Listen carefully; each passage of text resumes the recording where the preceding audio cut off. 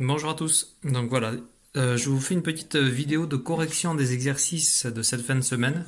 Donc ce sont des exercices qui portent sur la lecture de la lettre E lorsqu'elle est située devant une double consonne. Donc c'est-à-dire encore une fois le son E. Ici je vous rappelle que c'est le signe qu'on utilise en classe pour montrer le son E.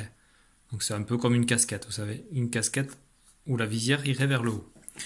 Alors le premier exercice complète chaque mot avec donc L, et, R, S, N. Ça, aucune difficulté, ils vont y arriver. Vérifiez bien que l'enfant connaît tous les mots, notamment éolienne, épuisette, la maîtresse, la mouette. Bon, tout ça, ça pose aucun souci. Vous demandez à l'enfant de faire cet exercice, et pour cet exercice, vous lui demanderez même de se corriger tout seul. Alors comment il peut se corriger? Eh bien c'est très simple.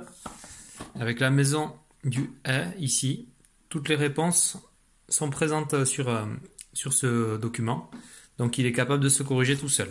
Si vous voulez gagner du temps et si vous voyez qu'il n'est pas forcément très motivé à l'idée de se corriger tout seul, vous pouvez le faire également. Voilà, ça c'est pour le premier exercice. Deuxième exercice, vous commencez à avoir l'habitude. Alors ici, je vais juste passer un peu plus de temps là-dessus pour ceux qui ont quelques difficultés. Donc ici, on a le mot vert. Je vous rappelle, deux façons de mener le travail. Dessine un rond pour chaque son, puis coche le son « est ».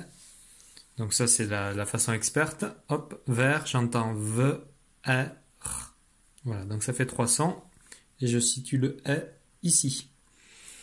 Un enfant qui a plus de difficultés, on lui fait le rond et on lui demande « Tiens, tu me dis à quel son correspond chaque rond ?» Voilà, ici la chouette. Donc ch, ou, est. Alors ici, c'est là où le bas blesse. Je n'ai pas les corrections des exercices. Et parfois, je me confronte à ce petit souci, c'est-à-dire que je ne reconnais pas le dessin. Donc voilà, là vous avez le dessin en couleur. Si vous êtes capable de reconnaître ce qu'il représente, eh bien écoutez, vous partagez la réponse, parce que moi, voilà, ça fait 10 minutes que je cherche. Moi, ce que j'ai de plus proche du dessin dans ma tête, pour moi, ça serait une antenne. Voilà, le mot antenne, au moins, il contient l'écriture du E avec E2NE. Donc on va partir du principe que c'est antenne. Pour antenne, en, t, e, n. Même chose, serrure. Donc ici, c'est là où il y a le plus de sons. S, e, r, u, r. Voilà. Et antenne, ant, e, n. Voilà. Donc ça, c'est la correction de l'exercice 2. Exercice 3. Surligne la lettre E dans les mots quand tu entends « est ». Alors ici, ça signifie qu'il y a des pièges, puisque tous les mots ne contiennent pas le son « est ». Alors ça, c'est un exercice très très bien, parce que, vous avez vu, on fait des systématiques. On travaille le son « est », on va rencontrer que des mots avec le son « est ». Ici, on a vu, ça fait quelque temps quand même, qu'on travaille la lettre E, mais qui est associée avec un ER par exemple, ça fait R en français.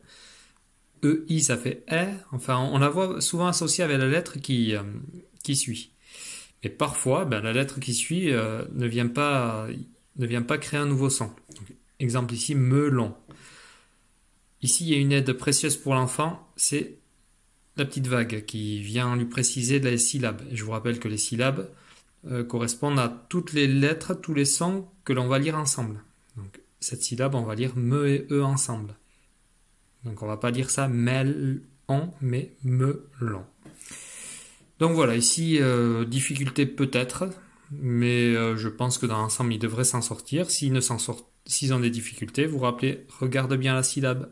Ici, on voit que la syllabe nous dit qu'il faut lire toutes ces lettres ensemble. Donc ça fait ch, l. Voilà. Et puis ça permet de revoir des sons complexes, notamment les AU, EAU, EU, etc. Ici, alors pas de difficulté majeure, si ce n'est que là on étudie le code, donc on a tendance à chercher des correspondances au niveau du son. Là c'est plutôt au niveau du sens. Donc ici l'allumette, je vais la relier au feu, que je vais également relier au briquet. Vous avez vu ici c'est la notion de feu qui relie tous ces éléments. L'éolienne, je vais la relier à cet arbre qui est soufflé par le vent. Et c'est tout. Et enfin l'eau et le puits. Voilà, ça, aucune difficulté. Je continue pour la suite. écrit les mots obtenus en ajoutant le son proposé. Alors ici, le son qui est proposé, je vais déjà vous le traduire et après, vous trouverez vous-même la bonne réponse. Ici, le premier son, c'est le son P. C'est-à-dire qu'au début, on a le point fermé situé près de la bouche et P. On fait ça. P. Donc P plus L, ça fait une pelle. Donc l'enfant écrit une pelle ici, en attaché. Ensuite, le deuxième son, c'est le son S. On voit que la main forme un S. S plus L, ça fait une selle. Et pour terminer, donc ici, on a le son T. T, ça consiste T. On voit très mal, désolé. T. Plus Ré, ça fait un trait qu'on a ici. Voilà, bon. Voilà. À partir du moment où vous êtes capable de traduire les sons, l'exercice n'est pas difficile. Ça vous permet d'apporter l'aide à l'enfant s'il ne les reconnaît pas. Ici, lit et dessine. Donc, tout est décodable par l'enfant. S'il a des difficultés éventuellement sur des sons complexes, alors le O et N, peut-être que certains vont oublier que ça fait ON, donc on le rappelle. On rappelle aussi à l'enfant d'essayer de tout faire de cette façon-là. Colorie la salopette de Kamel en vert et violet. S'il y a un mot que je n'arrive pas à lire, c'est pas grave. Je passe, je fais le deuxième. Je fais le troisième, etc. Mais je ne reste pas bloqué. C'est ce qu'il faut apprendre à l'enfant. S'il reste bloqué et que de suite il va voir l'adulte, il ne va pas chercher et surtout il ne va pas prendre l'habitude d'avancer. Si on s'arrête à la moindre difficulté, l'exercice n'avance pas et on n'apprend pas. Donc voilà, vous le laissez faire, vous apportez l'aide sur les sons complexes, mais ça ne devrait pas poser trop de... Enfin, c'est pas facile non plus, puisqu'il faut être capable de comprendre ce qu'on lit, donc ça c'est assez complexe, mais dans l'ensemble c'est plutôt assez ludique cet exercice. S'il manque des choses, même à la limite, vous pouvez dire à l'enfant, écoute, on le met de côté, on le garde pour plus tard. Comme ça, il pourra le faire en autonomie dès qu'il a un peu de temps libre.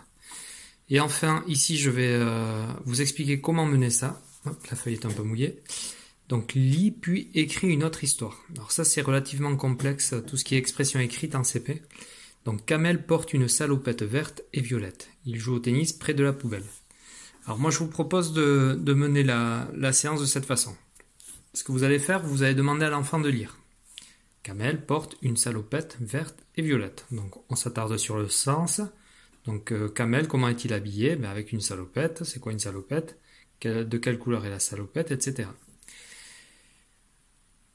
Sur ce, vous allez lui proposer de réécrire cette phrase, mais simplement, on va garder certains des mots de la phrase. Alors, les mots qu'on va garder, on va les encadrer. Exemple ici, on va garder le mot porte, donc le verbe. On va garder ça. Et c'est tout. Donc, on va proposer à l'enfant, bon, au lieu de commencer la phrase par Kamel, on va commencer la phrase par Fanette. Fanette porte, puisqu'on a dit qu'on gardait le mot qui était encadré. Alors, qu'est-ce qu'elle peut porter, Fanette? Donc là, on laisse l'enfant réfléchir. On lui dit, attention, tu as un outil ici qui peut t'aider. C'est la maison du Haye. Ici, il y a plein de mots. Et on va essayer de chercher, tiens, un habit que pourrait porter Fanette. Puisque salopette, c'est bien un habit. Alors, si on regarde, parmi tout ça, il y a une casquette. Donc l'enfant va vous proposer, tiens, Fanette, elle peut porter une casquette. Oui, très bien, très bonne idée. Donc, il écrit la suite, Fanette, porte une casquette, sachant qu'il garde le modèle à côté de lui pour pouvoir répondre. Et une casquette comment? Vous demandez à l'enfant d'essayer de trouver deux couleurs. Alors s'il choisit rouge, et que le rouge, il vous l'écrit R-O-U-J par exemple, vous le laissez l'encoder de cette façon-là, et puis à la fin, vous reprenez avec lui, vous dites, bon, ça tu l'as pas encore vu, mais son je peut aussi s'écrire avec la lettre G associée au E. Puis là, vous corrigez. Voilà, ça c'est la façon la plus simple et qui franchement plaît plutôt aux enfants. Donc, on encadre les mots qu'on va garder dans la phrase, ce qui permet de ne travailler que sur une partie de la phrase. Pareil ici, il joue au tennis près de la poubelle. Donc ici on a dit Fanette donc porte une casquette rouge par exemple. Elle, et bien dans cette phrase là également on va garder le verbe, on va garder joue, donc je l'encadre. Alors à quoi elle peut jouer Fanette? Alors ici il n'y a pas de sport, mais on peut demander à l'enfant de deviner. Donc peut-être qu'il va avoir l'idée, tiens, elle joue à quoi? Elle joue au ballon. Elle joue au ballon. Et si on veut rendre ça un peu plus complexe, ben au lieu de garder que joue, on peut garder joue et près de. Parce que si on garde près de, ça veut dire qu'il va falloir situer aussi l'action. Elle joue au ballon. Hop, très bien. Maintenant, on va écrire près de. Près de. Désolé pour l'écriture. Près de. Là, c'est la poubelle. Ben, on peut regarder ici. Est-ce qu'il y a un mot qui pourrait remplacer poubelle? Ben oui, il y en a plein. Elle joue au ballon près de la bicyclette. Près de la raquette. Près de la poussette. Voilà. Donc c'est une façon de mener cet exercice. C'est pas simple parce que c'est relativement complexe pour un enfant de décrire une phrase. Il faut chercher le sens de la phrase et l'encoder. Mener de cette façon-là, c'est plutôt chouette à faire. Voilà, c'est tout ce que j'avais comme conseil à vous donner. Donc bon travail à tous.